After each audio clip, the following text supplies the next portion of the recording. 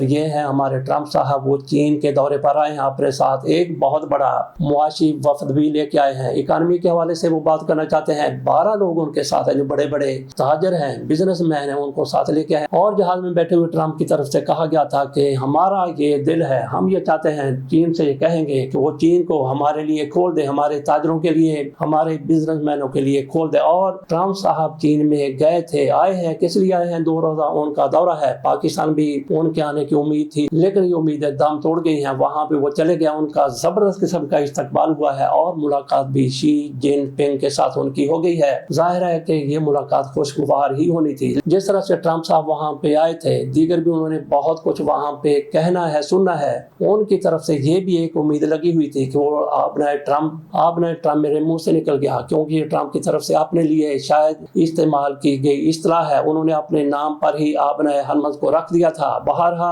وہ آبنہ ہرمز کو کھلوانے کے لیے آئے تھے اور ان کو شی جن پنگ کی طرف سے، چین کی طرف سے تائیوان کا آئینہ دکھا دیا گیا۔ مشترکہ اعلامیہ جاری ہوا ان کی ملاقات کے بعد، اس میں انہوں نے تائیوان کے حوالے سے شی جن پنگ نے کیا کہا وہ بھی آپ کے سامنے رکھتے ہیں، اور اس کے جو اعلامیہ کے دیگر نکات ہیں وہ بھی آپ کے سامنے رکھ دیتے ہیں۔ یہ تو رسمی باتیں ہیں کہ دونوں رہنماؤں نے تجارتی اور سیکورٹی تعلقات کو مستحکم کرنے پر اتفاق کیا۔ دونوں ممالک نے مشترکہ تجارتی بورڈ اور سرمایہ کاری بورڈ پر کام کرنے کا اعلان کیا ہے۔ ٹرمپ نے چین سے امریکی کمپنیوں کے لیے منڈی کھولنے اور امریکی مصنوعات کی زیادہ خریداری پر زور دیا۔